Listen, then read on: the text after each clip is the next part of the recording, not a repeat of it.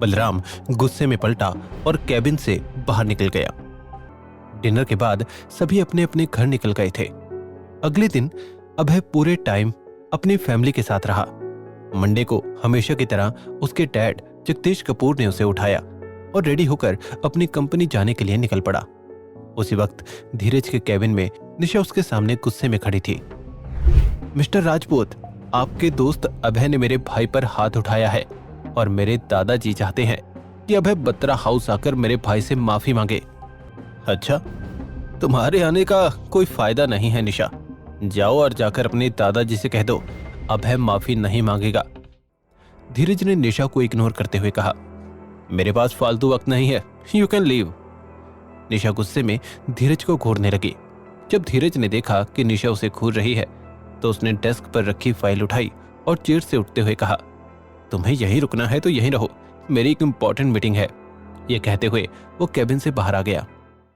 उसी वक्त मुंबई में कपूर कंपनी के हेडक्वार्टर में एक बड़े से ऑफिस में सुमेश कपूर और जसदीप कपूर बैठे हुए थे।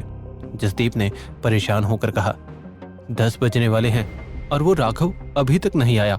ऐसा लगता है जैसे गायब ही हो गया है। तो फिर जरूर राघव ने जो किलर हायर किया था उसने अपना काम नहीं किया। तभी उसके पास टेबल पर रखा फोन बजने लगा। उसने कॉल रिसीव किया। फोन के दूसरी तरफ से एक परेशान आवाज सुनाई पड़ी। हेलो चेयरमैन, बहुत बड़ी प्रॉब्लम हो गई है। रॉयल बैंक बाकी बैंक्स के साथ मिलकर हमारी कंपनी के साथ कॉर्पोरेशन टर्मिनेट करना चाहते हैं और इतना ही नहीं, पुराना डेट भी अर्जेंट चुकाने की डिमांड कर रहे हैं।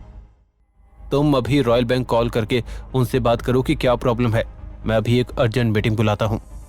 ये कहकर सोमेश ने फोन रखा, लेकिन फोन रखते ही एक बार फिर फोन की घंटी बजी। चेयरमैन, एक बैड न्यूज है।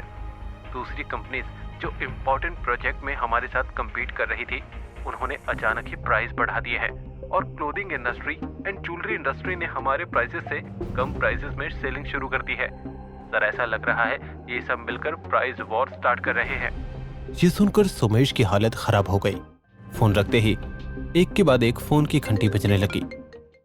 अब तो कॉन्फ्रेंस रूम जाना होगा, वहीं कोई सोल्यूशन निकल सकता है। इधर कंपनी के बाहर खड़ा अभय काफी देर से टैक्सी का वेट कर रहा था। उसी टाइम एक टैक्सी वहां से निकली और अभय ने तुरंत हाथ दिखाकर टैक्सी रोकी। अभय वहां से निकलकर मिहिका के घर जा रहा था। उसने पहले ही अपने पेरेंट्स से बात कर ली थी। रास्ते में अभय की नजर एक लड़की पर पड़ी जिसने ब्लैक ड्रेस पहनी हुई थी और उसके हाथों में एक छोटा सा बॉक्स था। वो रोते हुए धीरे धीरे आगे बढ़ रही थी। उस लड़के का चेहरा देखकर अभय ने उसे पहचान लिया था। वो पल्लवी थी। अभय ने ड्राइवर से गाड़ी रोकने के लिए कहा और ड्राइवर को पैसे देकर गाड़ी से उतर गया। पल्लवी के आसपास क्या हो रहा था उसे इसकी कोई खबर नहीं थी। कुछ कदम चलने के बाद पल्लवी को एहसास हुआ कि कोई उसके साथ चल रहा है। उसने बगल में अभय को अपने साथ चलते देखा तो वो हैरान रह गई। अभय, तुम कब आए? अभी थोड़ी देर पहले। तुम रो क्यों रही हो? वो मुझे कॉलेज से डिसमिस कर दिया है। क्या? लेकिन क्यों?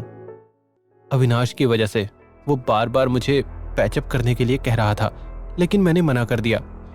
तो वो मेरी फैमिली को परेशान करने लगा और फिर उसने यहाँ आकर मुझे भी परेशान करना शुरू कर दिया, जिसकी वजह से कॉलेज में काफी प्रॉब्लम हुई और उन्होंने मुझे डिसमिस कर दिया। अब तुम क्या करोगे?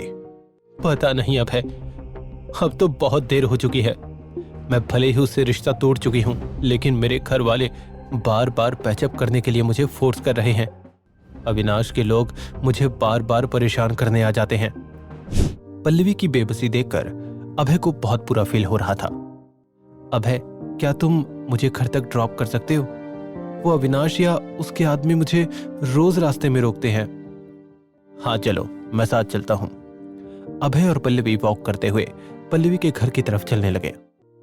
बिल्डिंग के सामने आकर पल्लवी ने कहा, प्लीज मुझे ऊपर तक ड्रॉप कर दो, मुझे बहुत डर लग रहा है, कहीं अविनाश दरवाजे पर हुआ तो।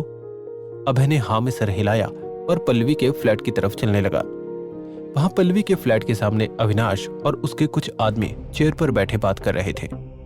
अभय को देखते ही अविनाश अपनी जगह से चिल्लाते हुए उठकर खड़ा हुआ। अभय, तू हर जगह क्यों पहुंच जाता है? क्या अभय पल्लवी की हेल्प करेगा? क्या कपूर्स अपने आप को बचा पाएंगे? ये जानने के लिए देखिए बंदा ये बैड ऐसे का अगला एपिसोड सिर्फ पॉकेट एफएम के यूट्यूब चैनल पर। और बंदा ये बैड ऐस के सारे एपिसोड्स को सुनने के लिए डिस्क्रिप्शन में दिए गए लिंक से डाउनलोड कीजिए पॉकेट एफएम ऐप।